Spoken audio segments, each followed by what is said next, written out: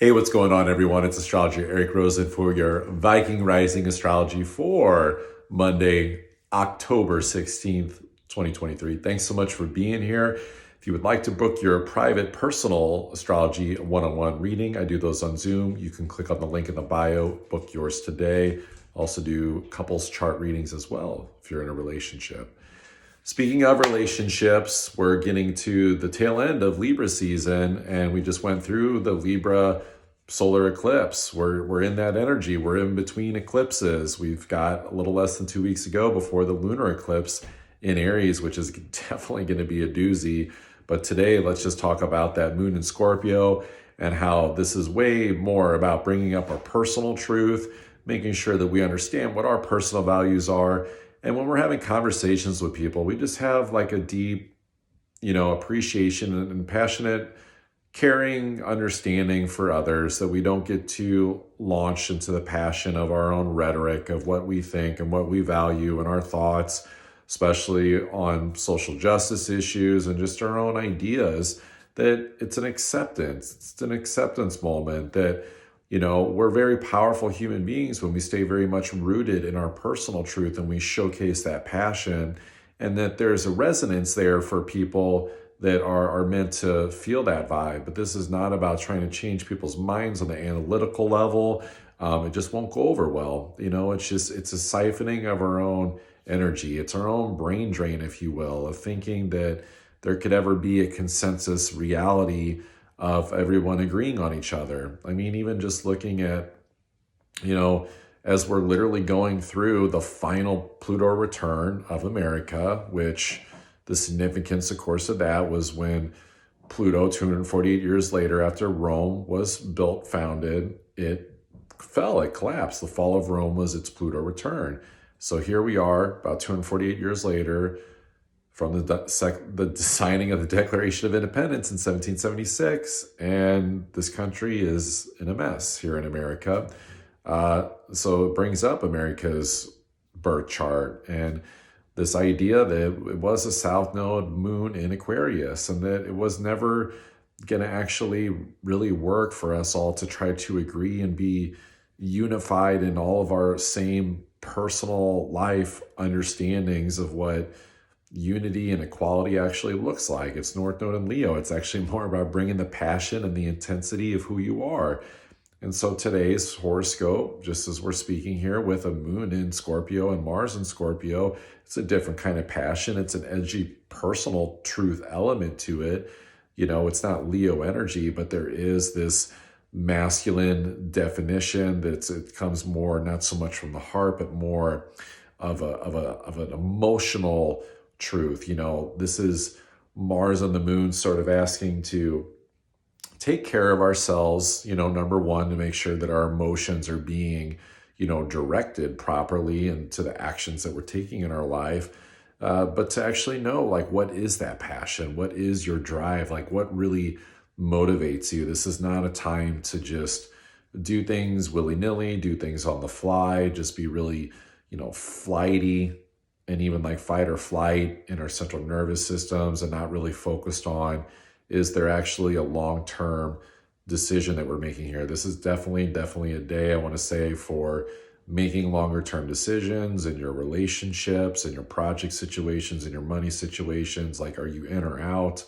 It's not, Marty McFly, are you chicken moment per se, to where you need to like bully yourself or persuade yourself, like peer pressure yourself into a decision.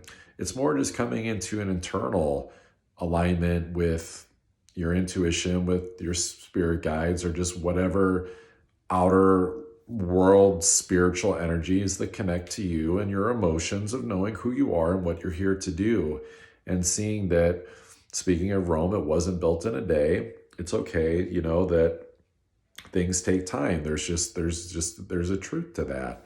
And to not think that just by, trying to justify or have a strong, bold expression or conversation or message is somehow just going to be the thing that, changes your life and like rocket ships your life. The rocket ship is definitely way more in the day-to-day consistency of taking the actions in your personal life, staying out of divisiveness, staying out of like world and political and social debates, especially when it feels like someone's unjustified.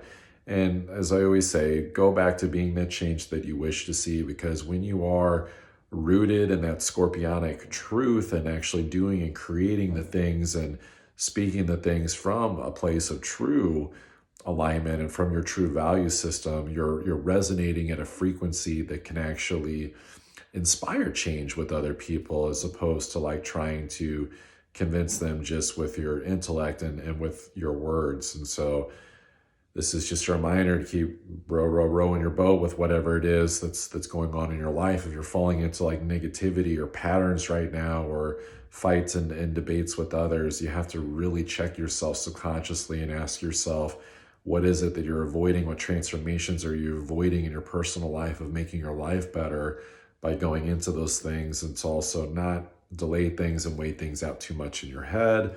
And, even delay making decisions. This is kind of a fuck around and find out energy. We want to calibrate for sure in like actually what we're doing. And I would definitely say have more of a plan and a method to our madness, so to speak, to be, the creative freaks that we are, but to not just spread our energy out just wherever without some type of understanding of our boundaries, and just using up all of our precious life force energy, as I know a lot of us are tired at a soul level right now, and to actually do things that do give back, where we can actually receive the benefits, we can actually receive the fruits of the efforts that we're putting in. Last but not least, stay very grounded during this time. Grounding is going to be your best friend, checking in with those emotions through that grounding, because this thing is not going to tell us the truth of exactly where things are going in our life. It can create the excitement that it's going to be really beautiful, but the truth is we're really not going to know till we get to the other side of this eclipse at the end of October, the 28th, with Aries. And then it's like the fucking, marching drums of war energy, of like, what are you going to march for in your life? And there's a truer definition of all of us and the collective and everything that's coming here, that's definitely going to be influenced by world events. And so we want to definitely pay attention to that we're not making crazy radical proclamations or changes in our life, that we're more so going in a direction that still feels like you, that feels like the identification of what you've learned and what you know about you so far, and being that, and not trying to fix things on an external reality level, because anything that feels off in your external reality is way more of a misperception of like the identification of what's actually going on in your life. And in those moments, rather than following that train of thought that's like the train going off the fucking cliff in Back to the Future 3, you can actually come back to your heart center and save yourself the stress, the headache of actually going down false tunnels of where maybe things are going, whether it's positive or negative. We don't want to get into delusional thinking right now, and actually go into these better spaces. And the heart, the courage of the knowing, and especially that rootedness in our emotions, that's going to be the thing that really transforms and moves energy throughout the day. So good luck. It's an interesting day, to say the least. Love you all. If you'd like to get that private astrology reading, click that link in that bio. Take care.